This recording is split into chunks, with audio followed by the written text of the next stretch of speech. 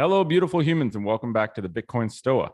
For any first-time listeners here today, the Bitcoin Stoa is a community-funded platform. So if you enjoy listening, you can support the project by sending some sats to the QR code on our homepage at bitcoinstoa.com. You can also stream sats using the Breeze app, which has a really badass podcast feature. Current Moscow time is 16:21 at 7:08, 3:26. And with that said, it's my honor to welcome Dr. Jack Kruse, who's kindly offered his time this morning to have a conversation. Jack, welcome to the Stoa. Hey, thanks. Appreciate being here. So Jack is a neurosurgeon on a mission to create health from disease with a change in thought and currency, which I think is super unique. And, you're a Bitcoin advocate. And you have some really unique insights when it comes to Bitcoin and health. So I thought a good place to start to give people a little bit of context before we dive into all things health and Bitcoin would be to hear your Bitcoin story. So, how did you initially come across Bitcoin, or as I sometimes say, how did Bitcoin find you? And what were sort of the significant moments from then until where we are today? Well, the funny part was a bunch of friends that were talking about it, I believe over some wine. It was a group of us. And I have to tell you, the people at that meeting, none of them really understood truly what it was. And I can say that through the retrospective, understanding it now. But I was intrigued by a couple of things that were said during the meeting. And I said, all right, I'm going to have to go check this out. And I think the time stamp on this was right around 2014, 2015. And I think the only reason I remember it, the place that I bought the coin at was Bitstamp. And the reason I remember, it was probably 3 or 4 months after I bought the stuff then, because I didn't buy that much. I think I bought several coins, but that was it. It was a phishing scam where they lost, I think, $4 or $5 million. And it was for somebody who worked with Bitstamp. And here's the real ultimate irony of the story. Totally forgot that those things sat there for I don't know how long, until I'm going to say 3 or 4 years later, when I actually began to really look at Bitcoin for a very specific reason, that I felt that it could help physicians unplug from the centralized medical system. I said, wait a minute, this is a decentralized coin. I need to look into this to see, is there any way that I can shrink time? Just so you understand, as a surgeon or a doctor, allopathic doctor, when I started my career 35 years ago, most doctors were independent contractors. They didn't work for hospitals. Today, it's completely different. 100%, I don't want to say 100%, but it's like 99% of physicians today are employees of hospital systems. And what does that mean? Much like having Jerome Powell between me and my money, having a hospital administrator is between me and my patient. And that's really effectively what's happened in medicine over the last 30 years. And as you know, what we've been going through in medicine, the last 2 years, it's become blatantly obvious because now people think they can get in between the doctor-patient relationship and tell each one of us what to do.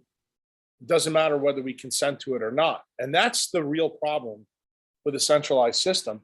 So I have been practicing something called mitochondrial medicine. And this change happened with me, I'm going to tell you, it's 17 years ago, where I realized all the things I was learning about in residency wasn't really translating and helping my patients.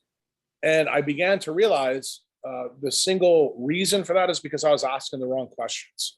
I was taught to fix things a certain way in allopathic medicine, but I found out after being in practice probably for 15, 16 years, that the things that I was taught to do weren't always the proper thing to do. And many times the patients were left worse off than not. So I began to question things. And a couple of fortuitous things happened to me in my life where I actually got an injury and I fell in the same crack that patients fell through. In other words, I became a patient. Right. And that really opened my eyes. I was like, okay, you know what? Einstein's definition of insanity is you keep doing the same shit over and over again. You expect a different result. And I said, I can't do this. So eventually, through my own injury, I was at a meeting in Birmingham, Alabama, giving a talk about spine surgery where my injury happened. And one of the doctor's wives, who happened to work for a biotechnology company, was there. And she goes, look, I think I know why this happened to you. I'm going to send you a book. I'm going to send you 6 papers. I want you to read the book first, then the papers. Long story short, what she was trying to tell me is she was a senior executive at this company. She thought that they were cooking the trial so that they could get rid of this uh, drug that they were working on, because they realized that some of the things that are present in nature could make the drug obsolete, and they didn't want that to happen.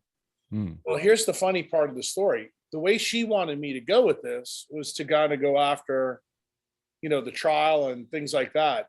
And I was like, wait a minute. This was the answer that I was looking for in the beginning, that this was the beginning of true centralized medicine, when I realized that it was the environment that dictated how our mitochondria really worked, and the mitochondrial energy production, meaning, I don't want to say production because it's the bad choice of words when you think about thermodynamics. It's actually energy transformation is optimized when you're in the correct environments.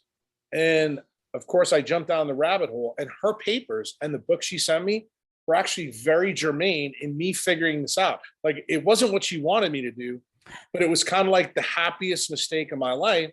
And that's when I realized, wait a minute, nature is the only fully decentralized thing on planet Earth.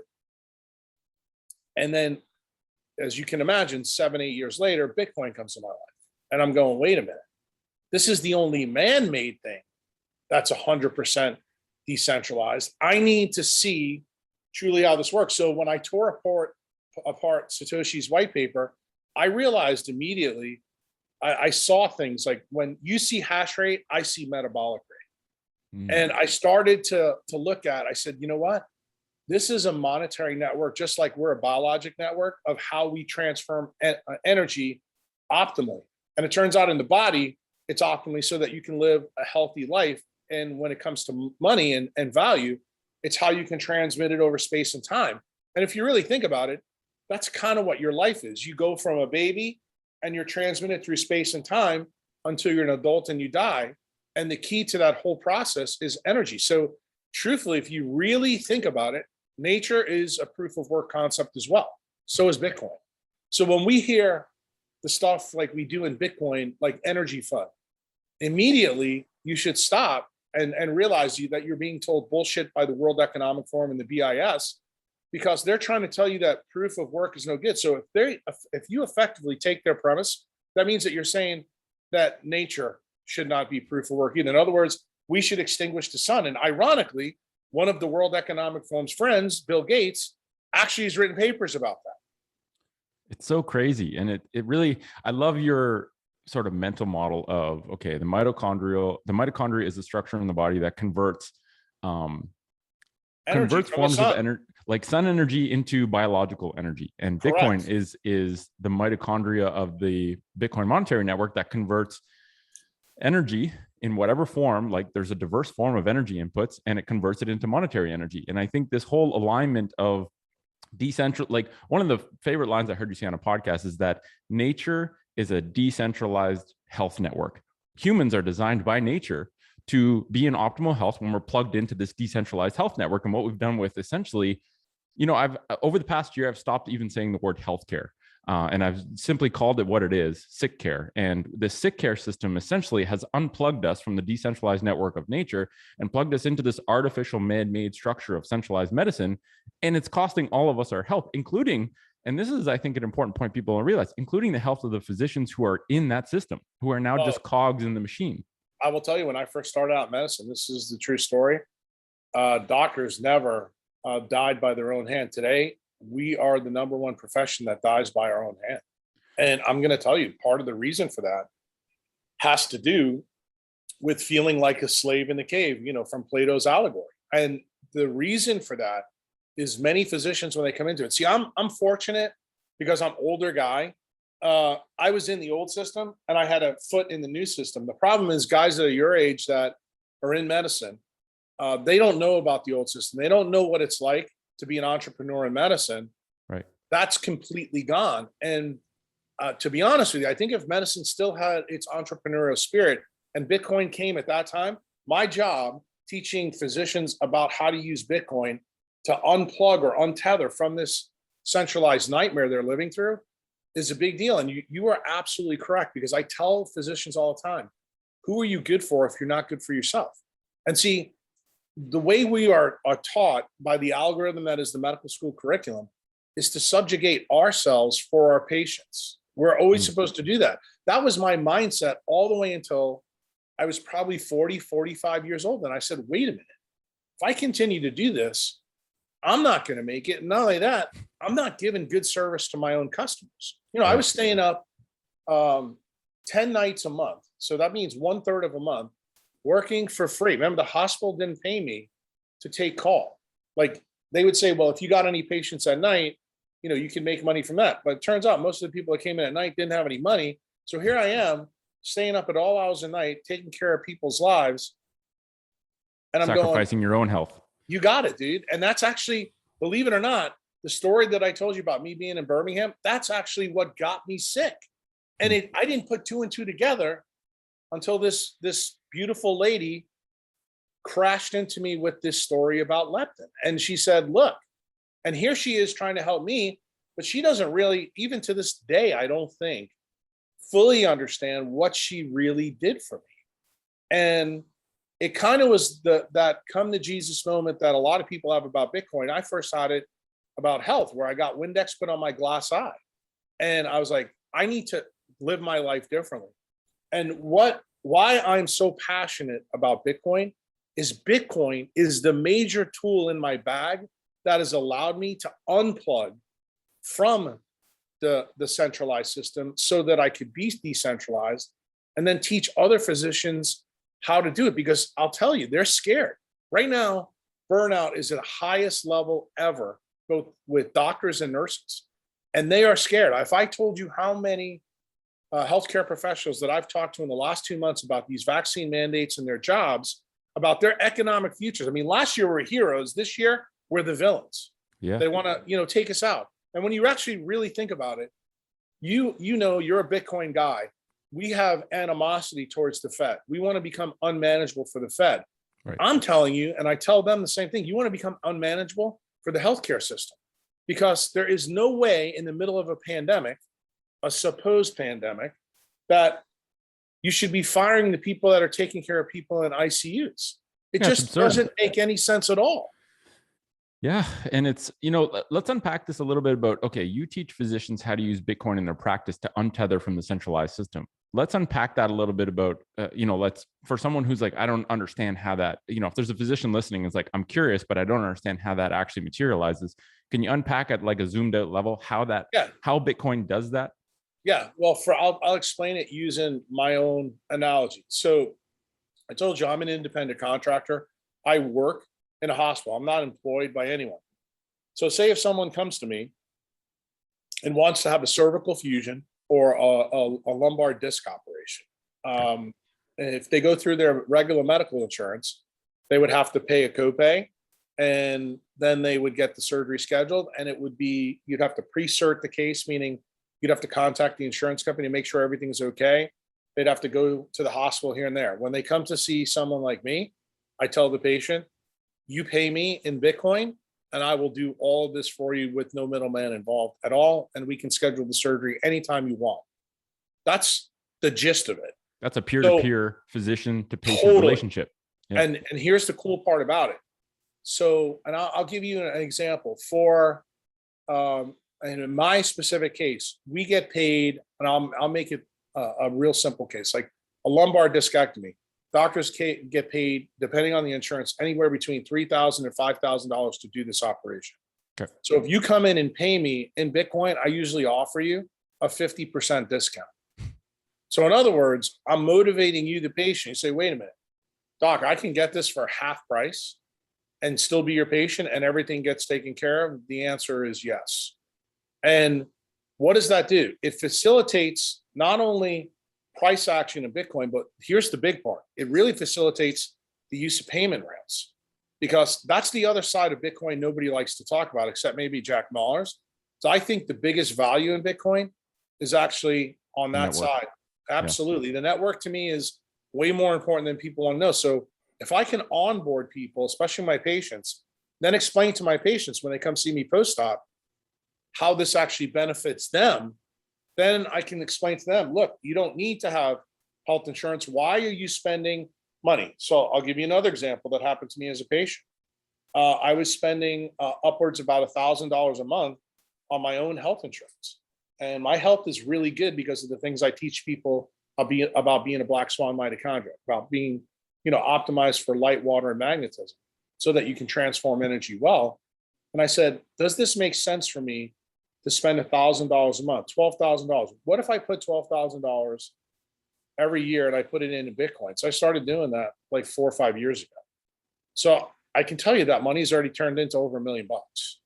So when I Bitcoin is time, essentially, because now that you have that purchasing power, you no longer are under the pressure of having to do things out of strictly a monetary incentive, right? And it's like this whole notion that money has become corrupted, where if money is time, money creation with no proof of work is time theft on a national scale.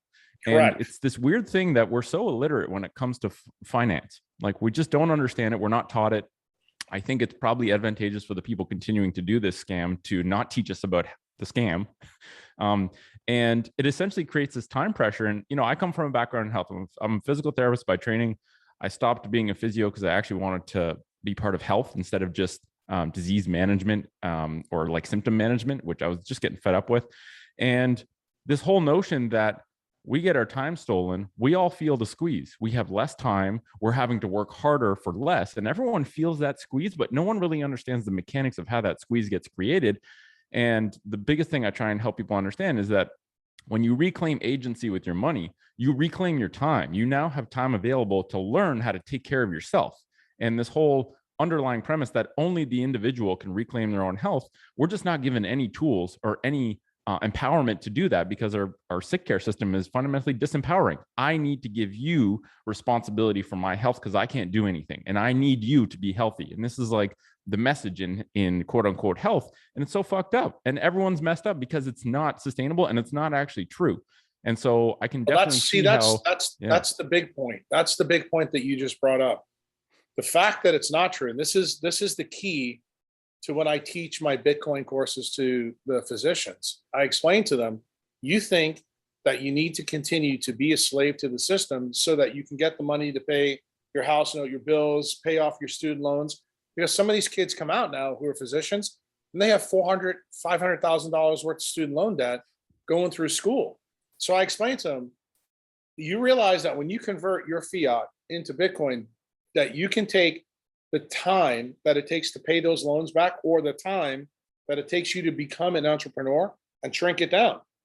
And I show them actually how to do that. And I show them how a little bit of cash can lead to a huge change. So when you thought that they were going to practice in a specialty, say for, 30 years, I can shrink it down to 10. So in some scenarios, like especially if they're surgeons, I can shrink it down to 5 years if they do the conversion of their fiat to Bitcoin properly. And some of them have actually walked away from medicine after doing this. They were like, wait a minute, I now realize I don't need to go in and do this every day. I have enough money now where I don't have to worry about it at all, because they understand the mechanics behind it. And the reason why this is a big deal for us to talk about is not only is it about time, it's about freedom. And when you actually think about that, and since you're have a tie to healthcare too, I think you'll understand this. This is a way for doctors and nurses to recapture their passion on what they want to do. So that way, instead of focusing in on the paradigm that's RNA and DNA, they can go and learn about mitochondrial DNA, and then learn about the things that really do make us better and healthy, so that you can truly unplug from the biologic system. And the reason why I'm saying this to you, I was in Clubhouse the other day, and there's a guy named Robert in for Boston, and he was actually saying something to Hodl that, oh, well, I want to live in Boston because they have great healthcare and this and that. And I'm going, dude, that's such a fiat mindset. Why do you want to live in a place that has good healthcare? I mean, I want you to realize you should never use the healthcare. Right. You should never need the prescription. But he didn't even get, when we were trying to explain it to him in the room, that the fact that you were saying, oh, I want this around me, and that's why I live in a city that's fundamentally really good about stealing time and money from you, makes totally no sense at all. And he never put two and two together. It's frustrating. Yeah, I mean, we're programmed so deeply from such an early stage that the idea of having to revisit these fundamental assumptions we've made and actually lived by for our entire lives is so challenging that only the really curious people actually manage to do it. And I think sometimes it takes multiple touch points, right? Like the first time you learned about Bitcoin, you were curious enough to look into it, but it never really like sunk in deep. And I know for me, it took multiple touch points. I had a patient in 2015 that wouldn't stop talking about Bitcoin as a computer programmer. Every time I treated him, he was just Bitcoin this, Bitcoin that, asking me about it. And finally, I caved in and said, fine, I'll get a Bitcoin so that I can kind of at least have an excuse to learn about it. And obviously, I'm very thankful, but it took him multiple reps to really like, and I'm very thankful for that patient, where whoever that person is, like I'm very grateful because, you know, Bitcoin was about 150 bucks Canadian at that point. And if it wasn't for that person, I wouldn't have looked into it. But I think it takes most people multiple touch points. And it's almost like an onion. We have this onion that's sort of like encased itself over time. And maybe the curious people are willing to dive into the first layer of the onion and be like, okay, are the societal and life assumptions I've made true? And once you realize, like, it's very uncomfortable to realize you've been using corrupt money that's stealing from you your entire life. And Well, I think it's kind of like what I tell people about my own transition in medicine. You know how hard it was to realize that I was lied to about everything that I learned in medical school, and I almost had to relearn yeah, the things that were important. You know, that you I have to realized were a unlearn problem. first. That's the hardest Right? part. Yeah, it is. And the thing is, that 18 months when I went through that and realized that my focus was placed in the wrong place by design to benefit big pharma and pharmaceutical and medical design companies, you know, especially medical device companies, because I was a spine surgeon. Big deal. I mean, I have to tell you, the hardest thing is to swallow the pill when you realize you've been bamboozled, when you realize that here you are, a smart person, you think there's no way that I can be fooled, and to realize that almost everything in your life was a lie.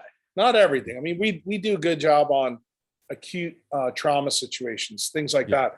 But most of the chronic disease epidemics that we have in medicine are based on diseases that they don't want us to cure, because if we cured them, they wouldn't have customers. And that's the real problem. And Yeah. when you come to that and you realize that the system is that broken and that Bitcoin fixes it, you know, we always hear from a variety of different people, both on podcasts, who have their own podcasts, or on Clubhouse, or on Twitter Spaces, that Bitcoin fixes everything. Well, I wish people would stop them and say, okay, tell us about the thing in your life that it's going to fix. Because Yep. you and I today are talking about something that most people would never associate Bitcoin with fixing, which is fixing medicine. And I think it is. And I think ultimately, when we take this further down the pike for a guy like me, when I mean, the path that I'm on right now, I may be able to have obscene wealth in the next 5 or 6 years. Well, guess what? When I want to study something in mitochondria, I don't have to wait for a drug company to do it. I can actually run the clinical trial myself to get the answer that I think I need for the patients who can benefit. And I've told people this, that one of the things I'd like to do with my money is to right some of the wrongs that have happened in the peer review literature. And I think where we are today, anybody who's followed COVID can see that the peer review literature has been completely polluted by big pharma so that they can control the methodology to get the results that they want so they can generate profits. That's exactly what we're seeing, you know, with the Pfizer emergency use trial. You know, we just had a big thing published in the British Journal of Medicine when they went out and hired an investigative reporter who found out that the integrity data was cooked.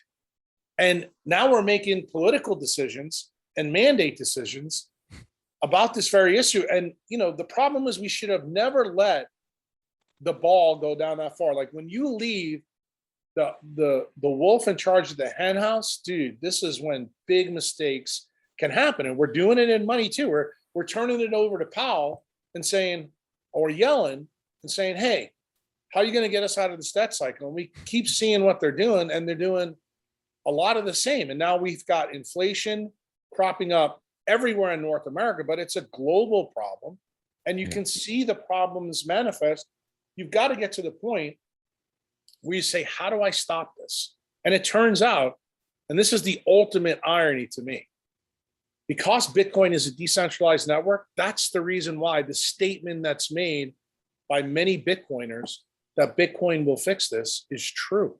And that's what people don't understand. You have to tease that out. Like when you hear Alex Gladstein say, Bitcoin will stop war, he's actually right.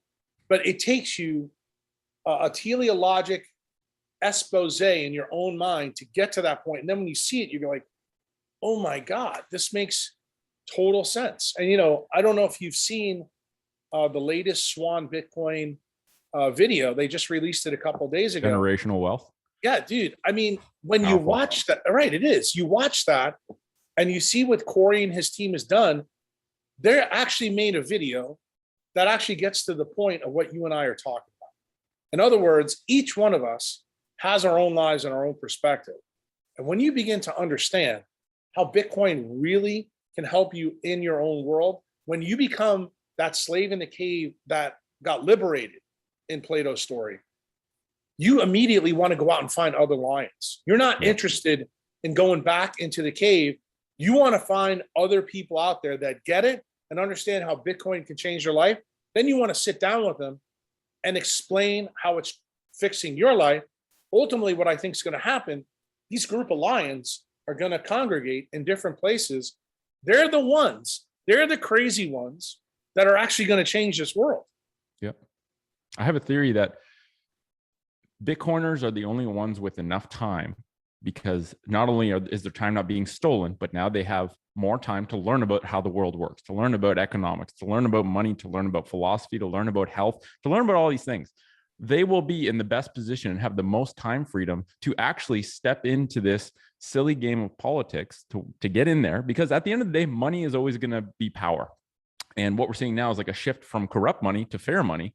And the people with the fair money are increasing their purchasing power at an exponential rate. And it's almost like it's a peaceful revolution that so few people know about that no one's really concerned enough to stop it. It still kind of like seems silly to the people in power. These people with massive egos and arrogance, they don't really understand what Bitcoin is, which is actually good at this point because they're not scared enough of it. But those are the people who will, my hope, in my heart is that Bitcoiners will get into politics. They will use that to dismantle politics and basically restore a decentralized governance system that gives power back to the people, because that's really what the ethos is all about. And I think, that old Munger quote, show me the incentive and I'll show you the outcomes. If we have corrupt money, and money is the base layer language of society, we will inevitably have a corrupt society. And it is not because we have corrupt people. It's the game is broken at a fundamental base layer. And like, the aha moment for me was I just spent 5 years of my life trying to understand how to help people reclaim responsibility for their health. And then I started to adopt this mental model where it's like, okay, you have a hierarchical layer of problems. At the superficial level, the ones we see obviously are health and climate. But then below that, you have an education problem. Below that, you have a governance problem. And at the very bottom that everything's built on, you have a money problem. And until you fix the money, nothing else can be fixed sustainably. All we can do is like little permutations that don't actually do anything. And it just made me realize it's like, okay, fix the money, fix the world really holds true in my life. I've seen it in my own life. I have way more freedom to do what I want to do instead of what I need to do because I have pressure to pay for the things that I have. And I just think that, with medicine, the money is in right now, the companies that sell those drugs. If those companies essentially I would also tell you it's also in hospital systems. Sure. I'm just going to tell you, COVID. If COVID did anything, it's opened every doctor's eyes to just how powerful the hospital administrations took power from doctors over the last 30 years. And you know what the real problem is? The doctors were the slaves in the cave that put their hands on, said, put the handcuffs on me. They all have Stockholm syndrome. And right. This is a huge problem. But the thing is, when they see what's coming, the next iteration, things are going to get even worse. I would just tell you, my own two kids, both of them wanted to become doctors. And I told them, if you become doctor, you get no money from me. I do not want my kids signing up for slavery at all, at any level. And, both of my kids are huge Bitcoiners.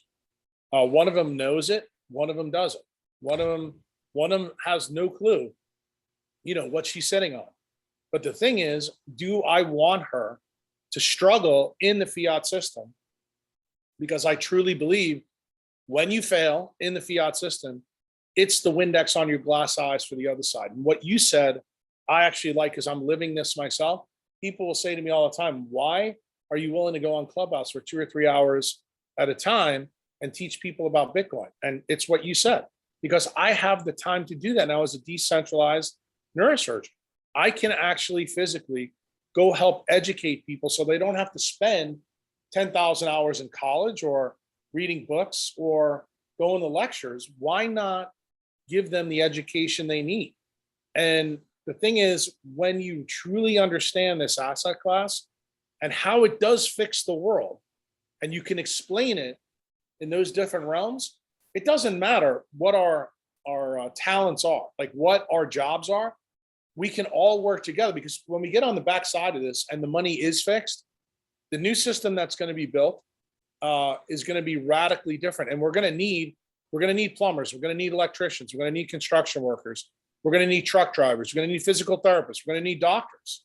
So to me, there's a return on equity. It's kind of like the story I remember when I was a young kid, when my grandfather pointed outside and said, you see that big oak tree?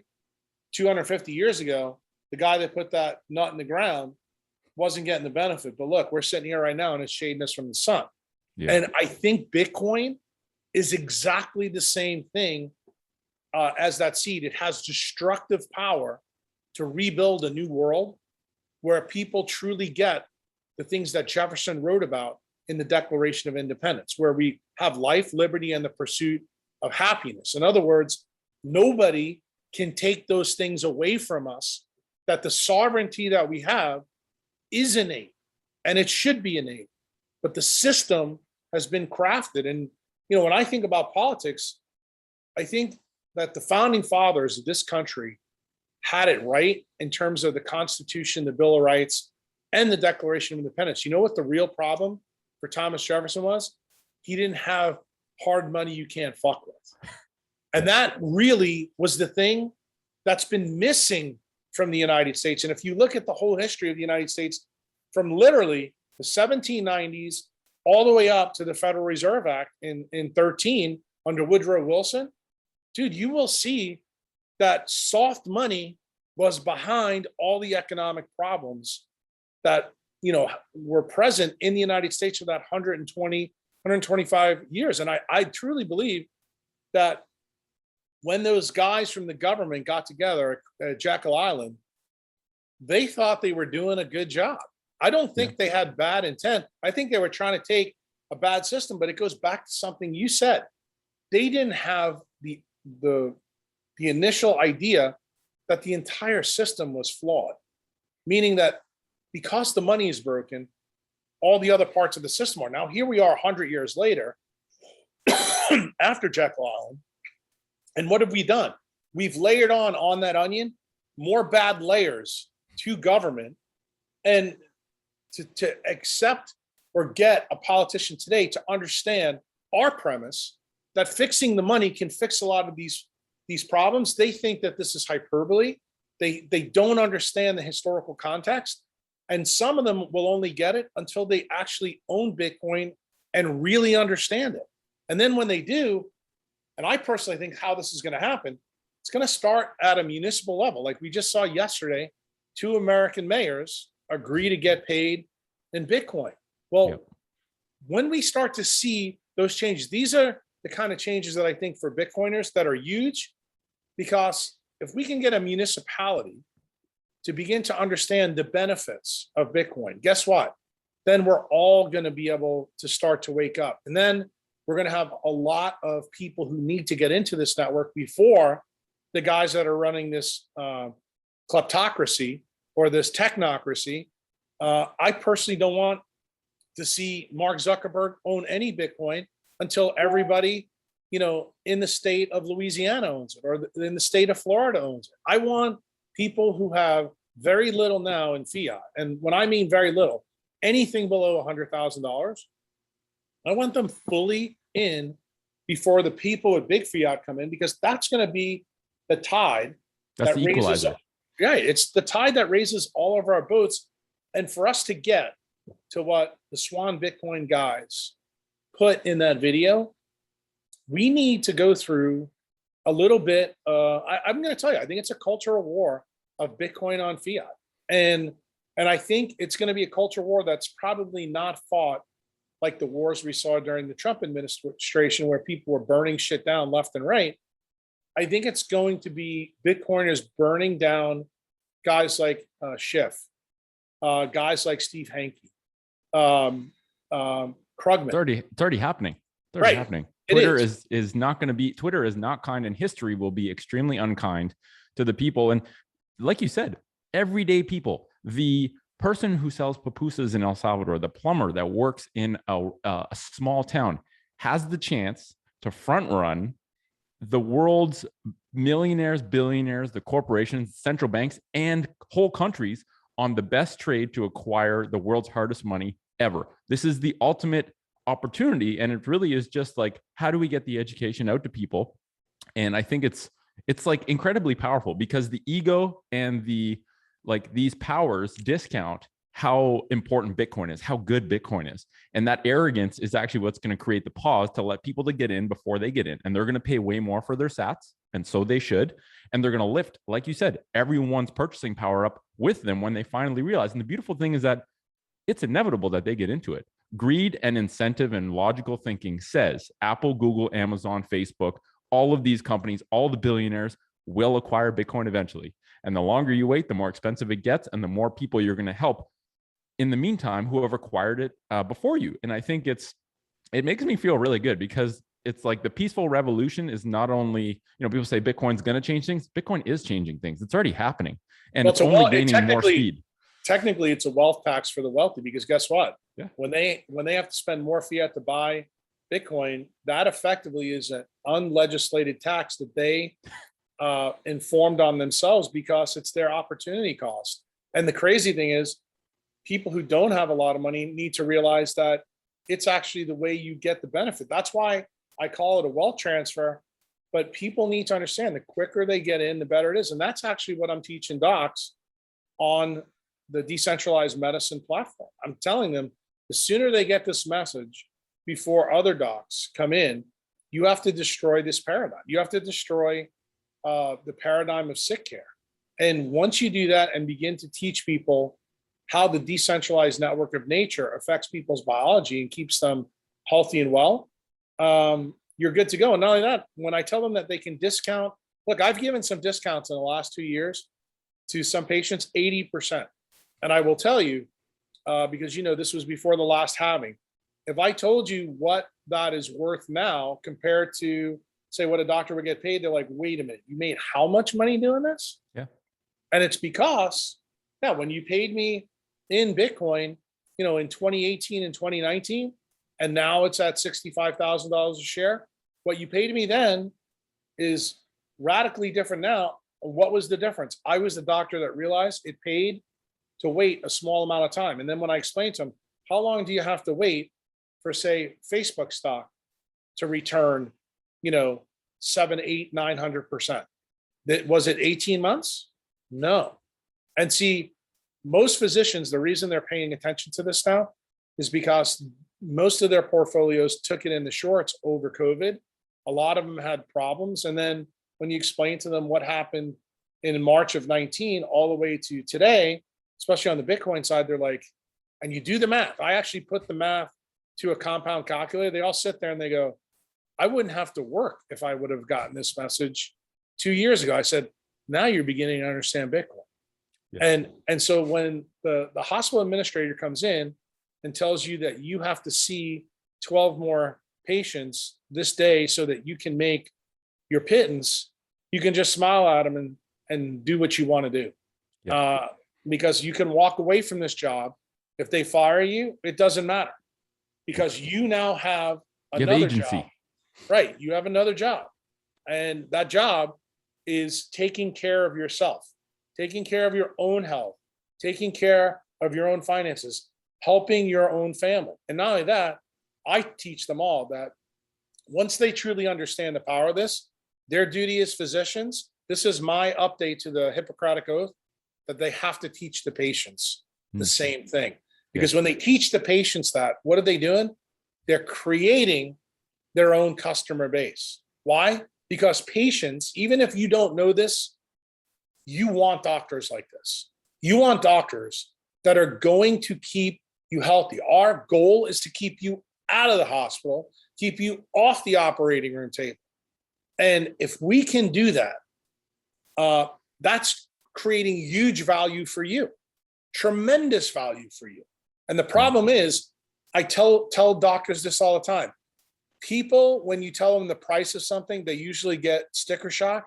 But you know, the one thing I've learned about in neurosurgery, when someone gets told that they have a brain tumor and they may die, the one thing that they value more than anything else, it's almost like a gene goes off in their head. Time becomes the most valuable asset. I said, your job as a physician right now is not to use the brain tumor analogy, but you need to use that analogy with every patient that walks through your door and tell them, the reason that you're hiring me is because I'm giving you time back by teaching you these things. And when you do that, you're going to find out that you just created a relationship between your patient where it's a win-win. Yes, which is totally different than, the machine of medicine is essentially, we treat sick people. We want to continue treating them. We're not incentivized to make people healthy. Like, I think people fundamentally misunderstand that the game theory of what people call health, but is really the sickness industry, is such that it is very good for business to keep people sick. So you just don't want them to die, because then you don't make any more money, but you want them as basically like in that zone close to death where they continue to require your services, because that's how they make money. And I really don't think it's not evil people doing this. And I talk to doctors sometimes, and they're literally stuck in a bad game, and they feel like they have no way out. Well, you're probably too young to remember this book, but since you're a physical therapist, you may dig it. You ever read The House of God? No. All right. You need to read this book. Anybody who's listening to this podcast. Who's the author? This is a book that I don't even know, but I read this book back when I was in college and back in residency. And here's the funny thing. They have nicknames for all different doctors, and the internal medicine doctors are called fleas. And the reason why they were fleas, because they were the last thing off the dog before it died. And based on what you just said, you read this book and you're going to realize doctors, even back then, 50 years ago, knew they were in a bad game. But you know what the problem was? The game still paid enough where it wasn't a profitable problem. Right. It was a profitable game. But here's the problem now. Inflation has reared such an ugly head that now the breaks in the game are obvious, even to the participants. Right. And the problem is, many of them who get in this game don't know how to extricate themselves. Bitcoin is the extrication tool. And the key thing is, when people begin to understand that they have power in this relationship, now I'm talking about both patients and doctors, that's when it's a game changer. Yeah. I don't want people to default into a system that's fundamentally bad. I mean, you're going to need us. I'm not trying to tell you that, you may not need open heart surgery. You may not need, your tibia fixed after you get in a car wreck. Those things. If you do, right, those people are important. Correct. They are important. Yeah. And the thing is, you should be able to contract with them directly so that you can get that service done. Why? Because I believe if you do that and you pay directly with Bitcoin, I can discount my services tremendously. That's where I was going with this earlier with you, that the people that I've discounted my services to, I'm also putting huge value back into them, because I'm teaching them, why would I do that? Because all of them ask me why. And I was going to bring that up, because the fundamental, I think the Latin word for doctor is teacher. And by essentially communicating that this is a better form of money that I wish to receive, because it's a better form of money, I can charge you less. You're teaching them about Bitcoin, every interaction. And that is a whole new realm. Like the health network that I was an executive for, we had 5 pillars of health for the longest time. We had food, sleep, movement, mindfulness or mental health, and community. And we just added a 6th one, which I think is actually the access door to all the other pillars, which is financial health, because that's what gives you the time to pay attention to the pillars.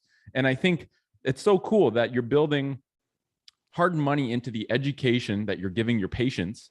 You're embedding it in there, because that might be the most important thing they learn, even more than your service or your health advice. In my opinion, you're right. But you know what?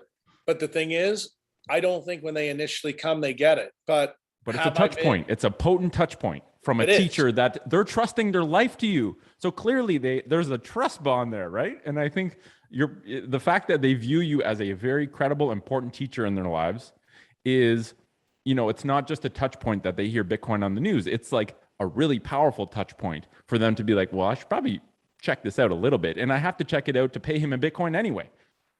Yeah. I mean, I think the part of this that I like, it's actually given me my passion back for medicine, because now I truly feel how I did when I filled out my medical school application about being altruistic. And I can tell you, back in the old system that I was in, it wasn't there. I mean, I realized I was getting worn out. It was kind of like being in a rut. And when you stay in a rut long enough, guess what? It's a tomb. Because then you find out that the floor keeps dropping, the walls keep getting bigger, and you have a duty to yourself and your patients never to let those things happen to you. And the thing is, when it's happening to you, it's really happening to them, especially if they get, put into the system. And I've got a pretty cool story I'll probably share with you. You probably dig this. I have a guy that comes here and cuts my grass, and he's 80 years old. He's a former Marine, and he was doing something really stupid that I didn't want him to do. He was up on one of the roofs of my building, cleaning out the gutters. He fell off the roof of the building 16 feet and landed. I thought he hurt his head. Luckily, he was here when I was here when this went down. It happened at the end of May of this year. And it turned out he had a knee replacement. The knee replacement had a stem in it, so it split his tibia right down the long shaft of it. And that was his main problem. His head turned out to be okay. He didn't really have any other major problems. But when he went to the hospital, orthopedic surgeon told him that, look, because the plate on the top of your tibia is moved, we got to let the tibia heal first. Then we're going to have to go in and then fix your knee later. So one of the problems that he developed, he had pretty significant pain with this. That when they put him in the cast that he was in, I got them to take the cast off and put him in more of a brace, a knee immobilizer brace. And he was on narcotics, and he started to have problems with the narcotics, both cognitively and from his bowels. And he goes, Jack, is there anything you can do? And I said, yeah, there is something I can do to decrease your pain. I said, but you're going to have to give me a little bit of trust. And he knows that I take care of people this way. So I sat him in front of this new light that I have that is 8 foot by 4 foot tall, that actually, believe it or not, I made for a hockey player, Duncan Keith. And he's Canadian, I think. Right, he is. And the light, when we put him in front of it, and one of the side effects of the light is that it decreases your pain and actually causes things to heal up pretty well. So he was able to come off the Percocet that the doctor had given him, and he was doing fine. He went back to the doctor 3 weeks after this, because I put him in front of the light an hour at a time. And the doctor looked at his x-ray and said, your bone's almost completely healed. And he's like, you're not going to need any surgery, because guess what? He then told the doctor he's been taking his brace off. He didn't even tell me this. And he was walking around, and he does have a little bit of a limp, even to this very day. But he's like, if you think that I'm signing up for another knee replacement, because he remembers what that was like, he's like, there's no way. So he got completely better, literally within 4 to 5 weeks of utilizing this big light. And I just gave him the key to the clinic. I said, go and use it anytime you want. He was staying in there 3 or 4 hours at a time. And I told him when he went in there, make sure you wear the goggles on your eyes. Well, here's the coolest part of the story. He was diagnosed with acute macular degeneration about 10 years ago. And he has to go to the eye doctor every so often. So he went to the eye doctor 6 weeks after doing this thing for his legs. They did a test on him. He's got 20/20 vision, and he no longer has AMD. And the reason it happened, this is the mistake. Did he forget to wear his goggles? Yeah, he never wore the goggles. So a typical Marine, he's a jarhead. He's going to do what he wants to do. Yeah, of course. But here's where the benefit was to me. I was like, is this freaking possible? So here I am going back through the medical literature, and I'm finding out that it is possible. But you know what? No one's actually done the studies to show ophthalmologists this is a big deal. So remember when we talked about what you're going to do with your Bitcoin down the road? this is the perfect thing to study, because AMD right now in our world, allopathic medicine says it's not curable. Well, what if it is? What if we just stumbled into it and we need to create a study to show ophthalmologists that this is actually possible by utilizing this light? Ultimately, this turns out to actually be a Bitcoin story. Why? Because when he went to see the orthopedic surgeon about his knee, they didn't have the time to sit down. You know, they spent 10 or 15 minutes with him, because that's what you do in a fiat world. It's kind of like what you do on Twitter. You read a tweet and think you know everything about this topic. That's the way medicine's practiced, and it shouldn't be that way. And when he sat down with me, I was able to spend a whole hour with him going through this whole thing. And I told him, I said, look, when these NFL and NHL players come to see me with their medical ailments, this is the reason why I'm doing this. And one of the effects that we know helps with the use of photobiomodulation is it decreases pain. I said, so if you want to get off this medicine, you can do it. And guess what? He did. That to me is the most amazing part of the story. And the thing is, the guys that allowed me to buy and get that light, guess how that happened? They paid me in Bitcoin.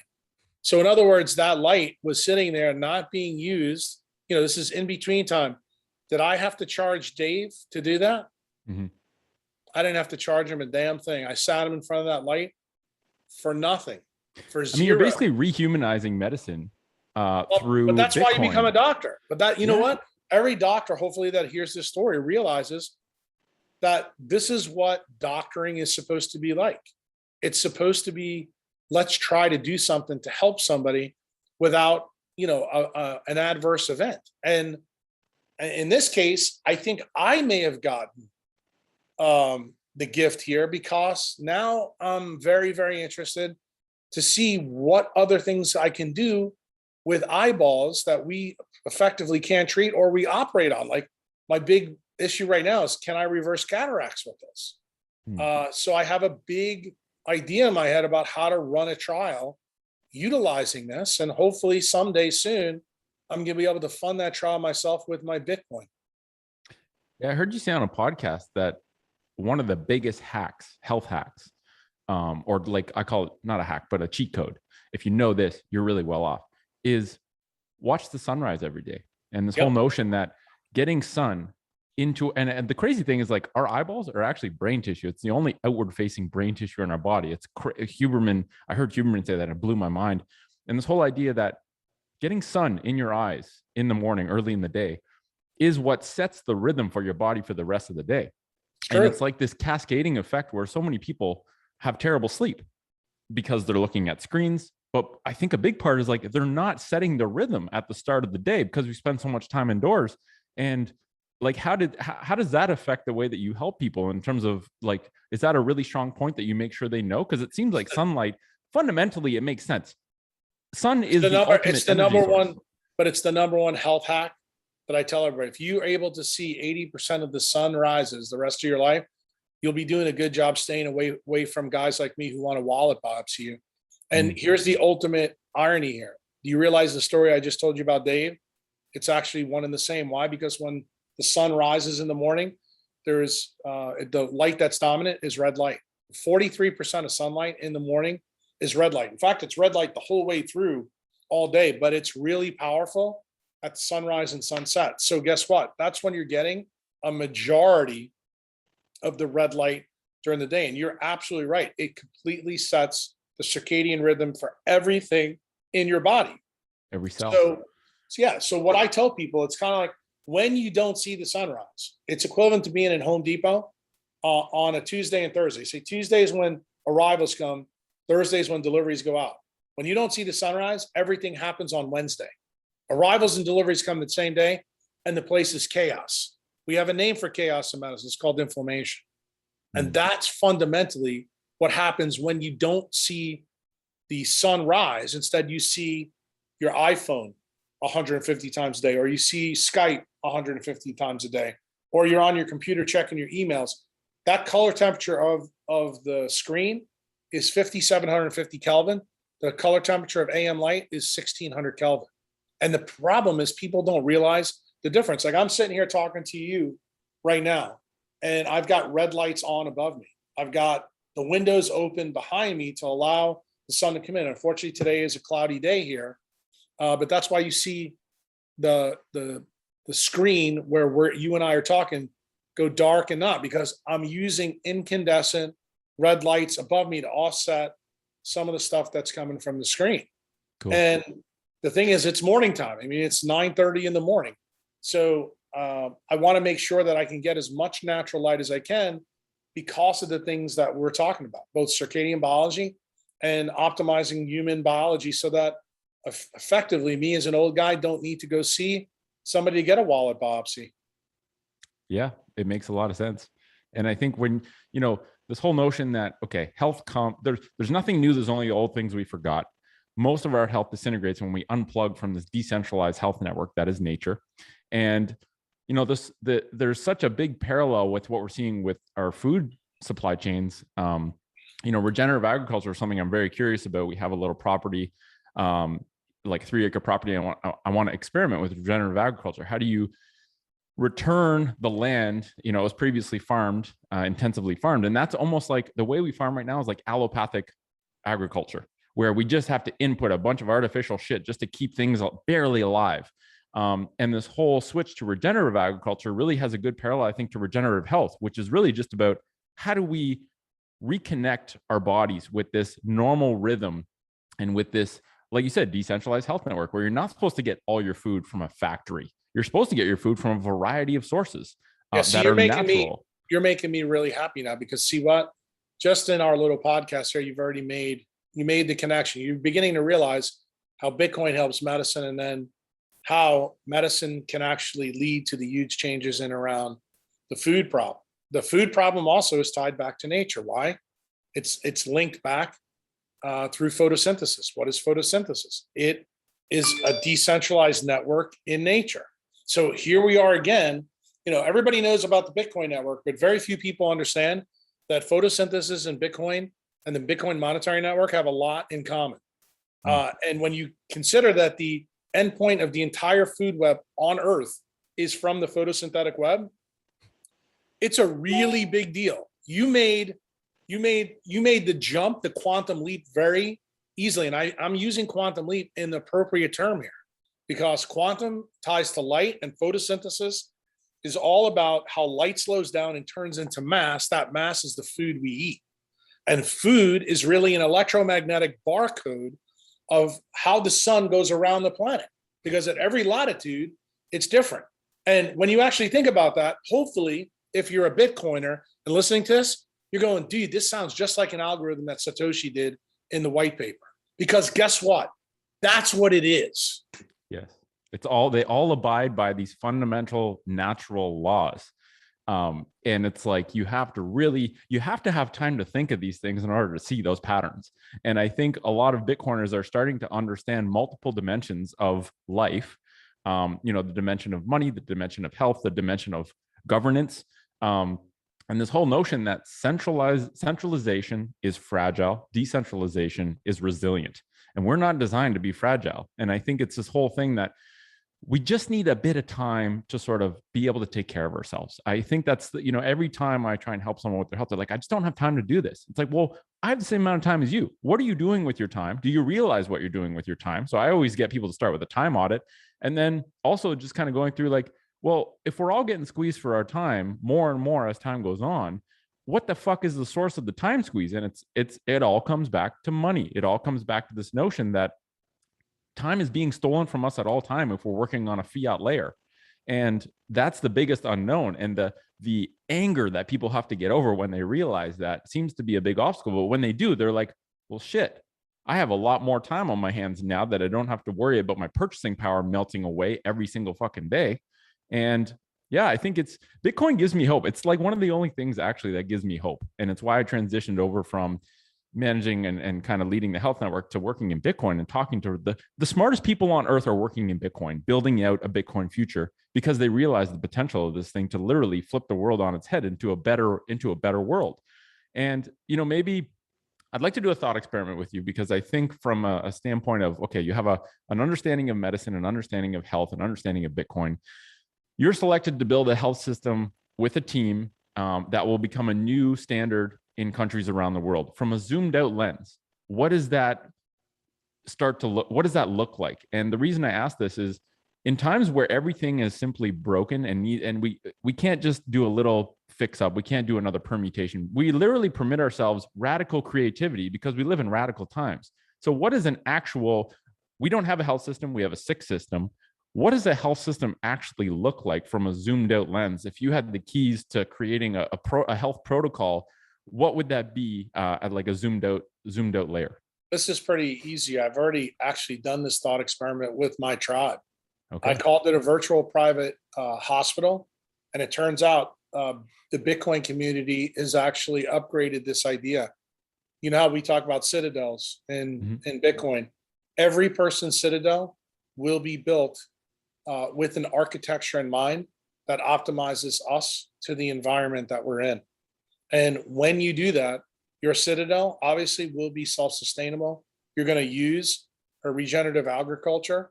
You're going to go back to a system that we used to have probably 1,000 years ago, which was feudalism, but without the monarch, without the king, without authoritarianism, without somebody keeping the majority people down. In other words, everybody's on the same plane and there's a lot of sharing. In other words, you may have more cows, I may have more vegetables. And the key is, as someone gets ill, say, for example, and I'm going to use this, you'll understand it. Say you develop multiple sclerosis because you live at a high latitude, then we're going to be able to take you from your citadel, move you down to El Salvador at 13 degrees latitude, keep you there for 2-3 years for you to get better. Then if you choose to go back to Canada, great. But if not, you say, okay, now I've learned that my citadel at the 47th latitude is no longer good for me. I need to do my citadel here. What do? The community up in Canada basically absorbs your citadel, pays you out in Bitcoin, and you're able to start a brand new citadel, just like a new tree starts to grow down in El Salvador, and you begin to live your life. And then your job to our community in part of these virtual private hospitals or citadels is for you to teach other people who come from Argentina, who come from Europe, who have MS, and tell them what you did. In other words, it becomes a virtual private classroom of black swan mitochondriacs. In other words, I'm going to teach you what you need to know about nature to keep your Ferrari humming beautifully. And the thing that's going to power this network is going to be the sun and circadian biology. But ultimately, the thing that underpins all of this to make it collectively work from the 50,000 foot level is the Bitcoin monetary network. Why? Because it's not going to cost you a lot of money for you to do this, because we're all working off the same network. Very powerful. Yeah, I find the biggest reason we got this little piece of property was because I find forests extremely inspiring in terms of the economy of a forest is brilliant. Like, it's the most beautiful design, right? You have the mycelium, which is the base layer that allows sharing amongst individual organisms, and the mycelium is almost like the Bitcoin, right? Where it's this base layer of communication. The big trees that have more photosynthetic surface area share their nutrients with the small trees. Like, everyone is in this economy of no one hoards resources. Nature doesn't hoard resources. It's this unnatural thing that humans have found a way to do through fiat. And so resources are shared. People in need of help get the help. And it's like this, it's really a hive mind. And I think Bitcoin, I was talking to someone last week who's a beekeeper, and we were going through the social architecture of bees and this whole notion that there's a collective mindset. Everyone selflessly works for the benefit of the hive. And it's individually, the bees are dumb, but collectively they develop this sense of intelligence where they act in the best interest of the hive. They selflessly protect the queen. I made this sort of analogy of the queen is like the protocol. The swarm is basically all working in their own best interest, which is for the colony to survive. But at the same time, in order to act in the interest of themselves, they have to act in the best interest of the colony. They are one and the same. And this whole notion that is another form of collective emergent intelligence that abides by the natural laws of nature and also has a direct parallel to almost Bitcoin, where the foragers are the miners. They're getting the food to make sure this thing can still sustain itself. And it's just so cool how once you have time to really think about and observe nature, you end up seeing these recurring patterns where it's like, well, shit, there's not actually that many fundamental principles. They just appear and emerge differently. And if you can see the deeper layer of the principles, you're like, well, it kind of repeats everywhere. Well, it's the thermodynamics of energy. Just remember the thermodynamics of energy are there. And, while you were talking about the bees, the thing I was thinking about was how the Japanese built their subway tunnels using fungus, green slime. Yeah. And that's where they decided to put the subway tunnels, because they realized that the fungus would direct the most energy efficient growth pattern. And what did they do? They didn't try to re-engineer it. They followed nature's lead. And that's exactly what a mycelium does.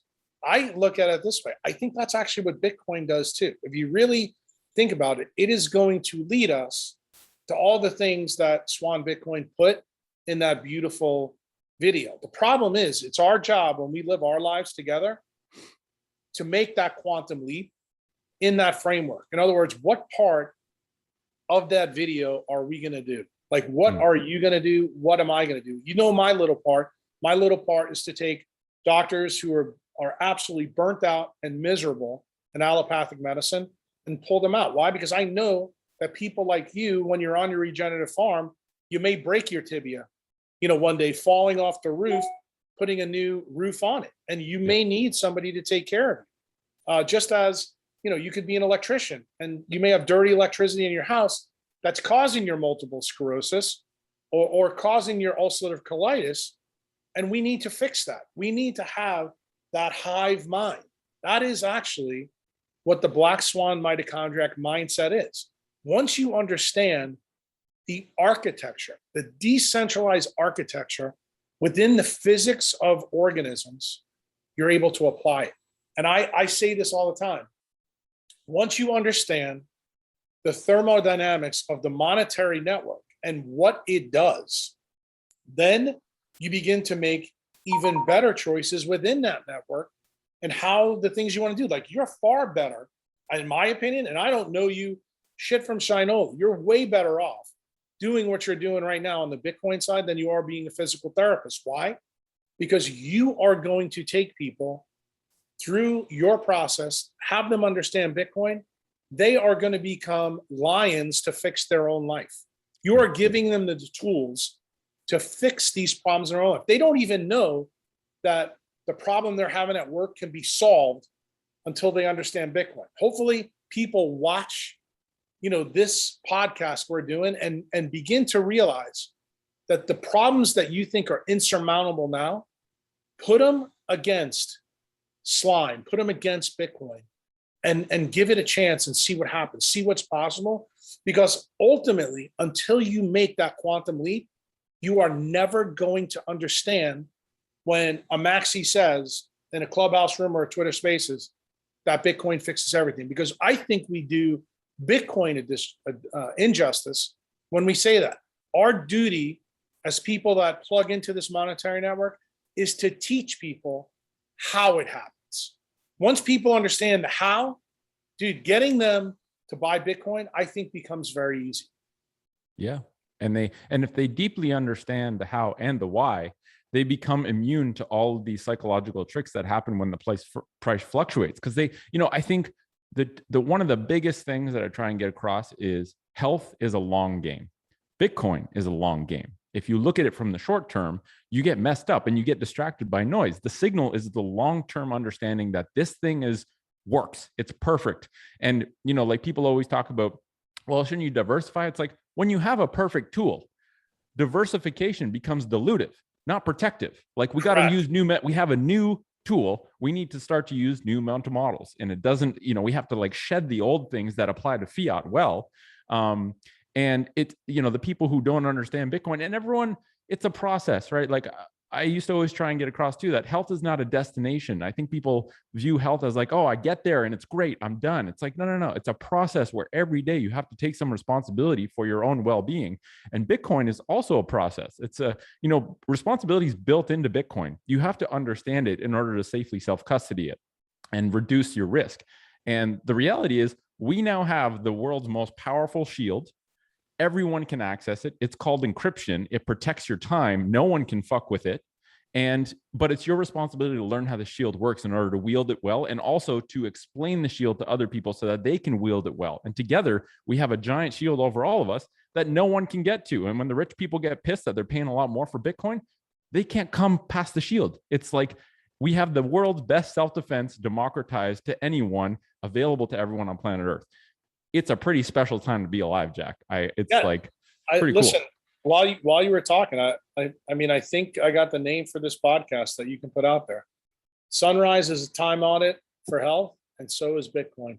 Amazing. And that's the truth, because you know what? Yeah. They both act exactly the same way. And I mean, I don't know if you can distill this entire message down to this issue. I think when people fundamentally really understand this, these are the things that I love to get my tribe together when we talk about these issues. We're talking about these quantum leaps and how you change your life. Like when I have these meetings about Bitcoin, I do it with 4 physicians, and each physician, they're putting, their skin in the game. They're sharing what they're doing in their life, what their problems are. And most of them, when they come here, they follow the mitochondrial science that I teach. But when I explain to them exactly how Bitcoin mimics sunrise, it truly, the thing that you added to this, you've distilled it down. It is a time audit for health. It really, truly is. That's not hyperbole. It is absolutely spot on. And the thing is, we need to explode that. I look at that as the seed for what you're doing in Bitcoin and what I'm doing in medicine. And that seed, like if you look at the world as a seed, it looks incredibly destructive. It explodes open, and then this big tree comes. You're like, God, who wants to be a seed? But then when you think about it, now it's a 40,000-year-old tree in the boreal forest up in Canada, that can do amazing things for the ecosystem for millennia. It can support life. Correct. And when it creates oxygen, it creates, things what mitochondria need, you begin to understand there is something else at play here. There's a bigger story, and we're part of that fabric. And it turns out Bitcoin is a lot like that tree. Why? Instead of it giving us oxygen, the oxygen it gives us is economic value over space and time, so that we can do things. So you can do a podcast, I can do a podcast. We can take an hour and a half out of our lives and discuss these things for other people to disseminate and say, hey, see if any of this fertilizer or this germination is good in your own life. Did we say something here that we could do and make your life better? Because guess what? Ultimately, what's in the Hippocratic Oath is to do exactly that for patients. And I always tell people, the best doctors, in my view, are the ones that get out of your way and let nature heal you. And I would tell you, I think that this podcast has done this, both from the biologic side and the financial side, and realize that health and wealth are fundamentally linked. You are right. You talked about your pillars, and you said the number one pillar is the financial realm. I've written 35 blogs on my Patreon blog about Bitcoin. And guess what? The tie to almost every single one of those blogs is that health and wealth are fundamentally linked, and people don't realize how they're linked. And until you understand that how, you're never going to understand how buying Bitcoin on exchange could actually lead to optimal mitochondrial health, so that you never have to fall prey. You don't have to become the sausage in the sausage maker. Brilliant. Yeah. One of the lines that I wrote on my whiteboard after I listened to a podcast with you was that Bitcoin is time. Time is only valuable with health. And that was like, I stared at that for a while, because I don't want to interrupt you, but you know That's why okay. I want to interrupt you? And I want you to really highlight this for future guests and for yourself. Think about Steve Jobs, 56 years old, billionaire. What good is all the billions? Because he's dead in a box, because he never took care of his health. And I want you to really think about that, because people don't realize what good is amassing massive wealth. Like there's certain people in Bitcoin that are amassing unbelievable amounts of wealth, but they're not doing anything with their health. So hopefully they listen to this and they take some of that money and they optimize for their health. It's not always about making, billions and trillions of dollars. Yeah, if you want to do it, I'm cool with that. But just do me a favor, make sure you build your citadel so that you're protecting your health better than Steve Jobs did. Yep. Yeah. Time is only valuable if you have your health, and health is priceless, but can be achieved by reclaiming your time and prioritizing taking care of yourself. Dude, this has been amazing. I'd like to finish with some rapid fire questions. So we'll go through these real quick. You can answer as long or short as you want, and then we'll wrap it up. First one, what does it mean to you to be a Bitcoiner? What's your personal definition of what it means to be a Bitcoiner?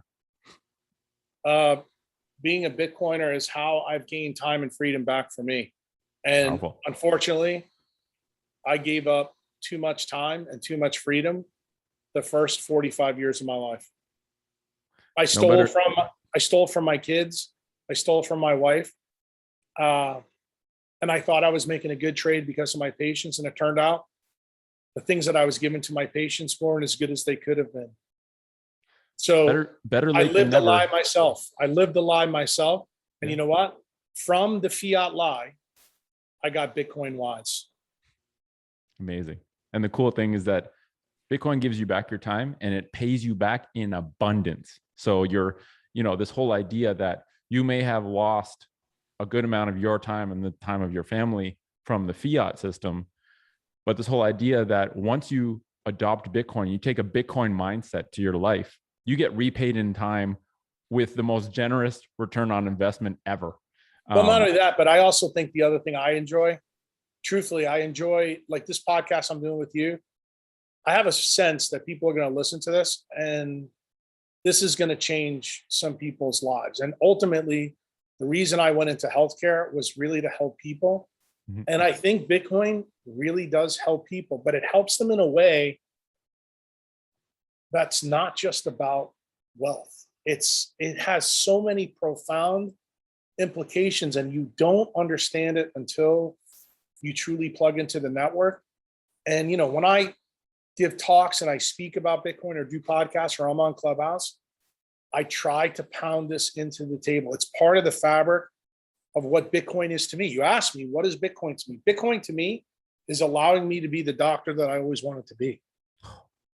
That's so powerful, dude. That gave me goosebumps because I know so many doctors that are I know doctors that are getting cancer. I know doctors that are having the most significant health issues that they've ever had because they're getting crushed by the current system. And I think this whole notion that Bitcoin gives doctors back the freedom to act in the way that they went into medicine to act in the first place, and they got kind of roped into this shitty game that is perceived to be the only game that's playable as a doctor. And so you must play.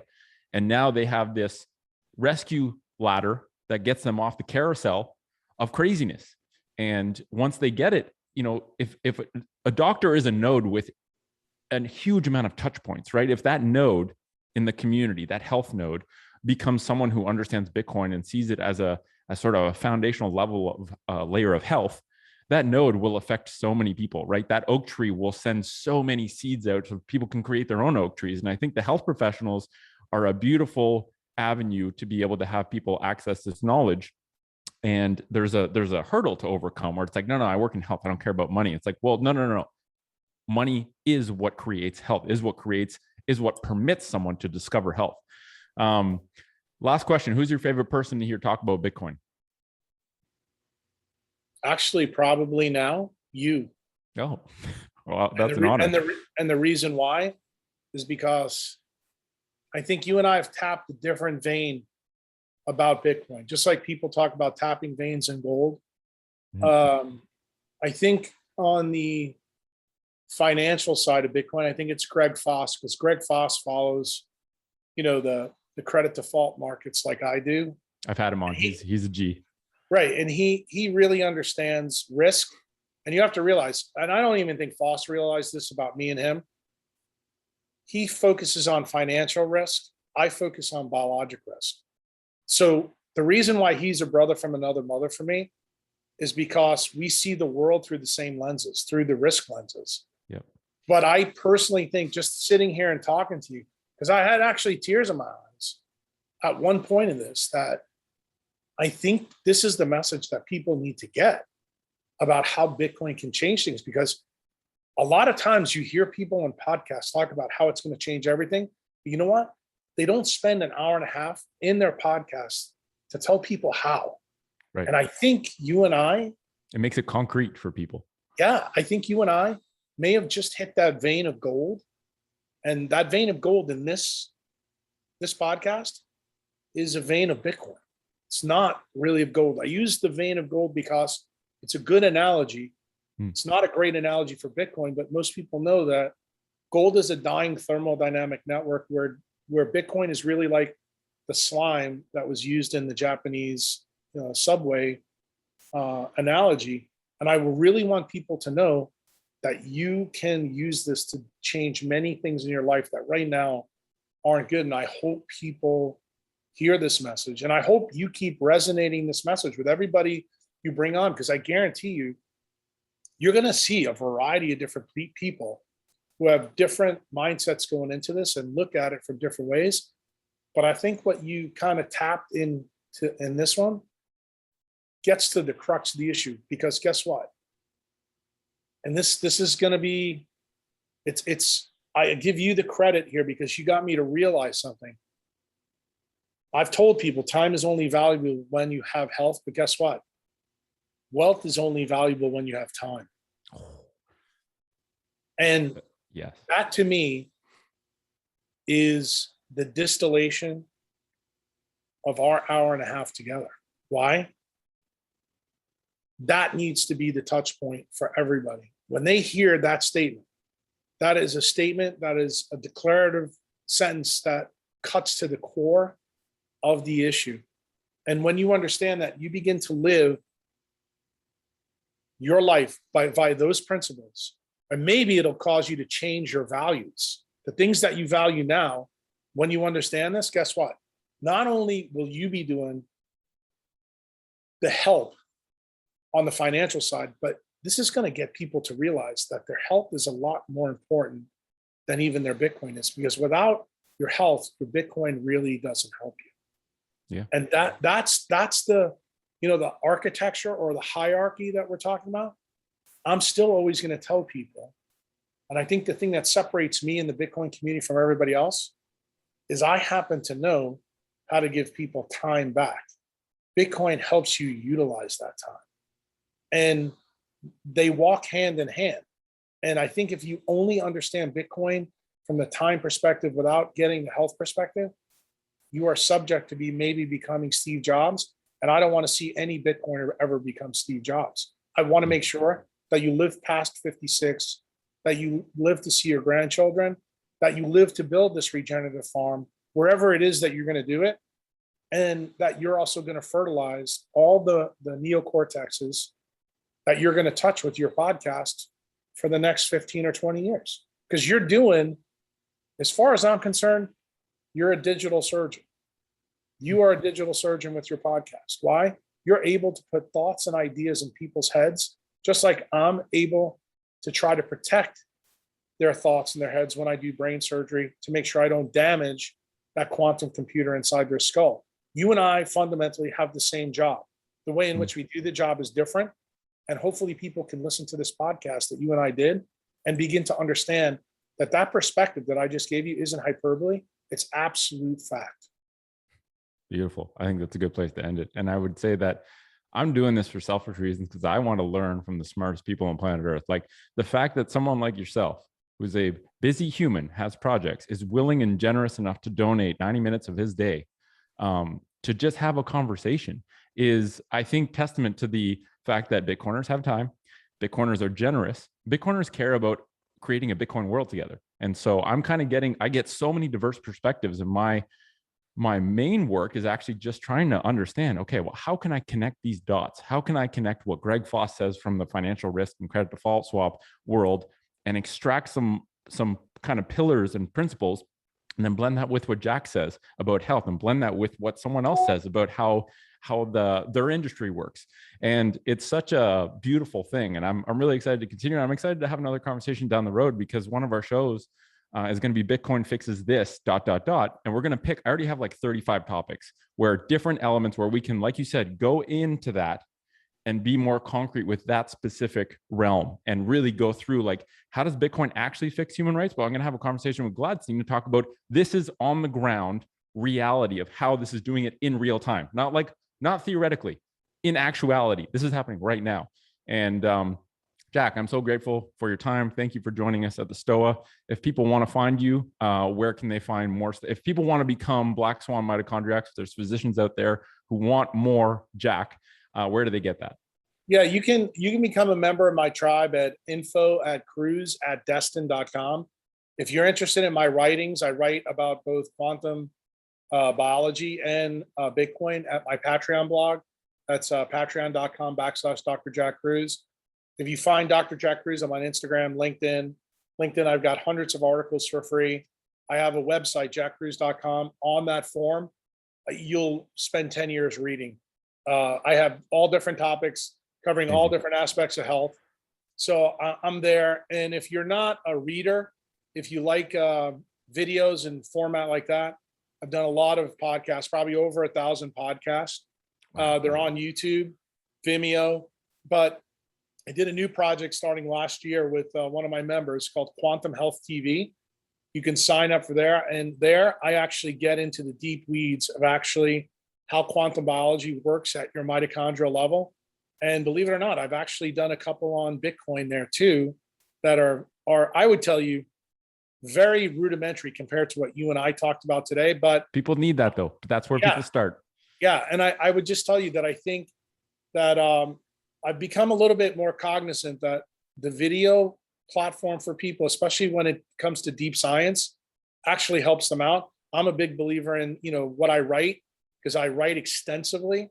But I'm finding out as I get older and older that not everybody likes to read like I do. So the video side of things actually improves things. And I'm pretty active on Twitter. I'm a very vocal person on Twitter. But you can find me pretty much anywhere. Thank you for being the Black Swan doctor that's going to help to change medicine, because it really is. This is a big paradigm shift for people that are in medicine, and it's a big sense of hope, I think. So to everyone listening, thanks for being here. If you enjoyed the conversation, you can support the project by sending some sats to the bitcoinstoa.com, the QR code that's on the homepage. Wishing you all a wonderful rest of your day, and ciao for now.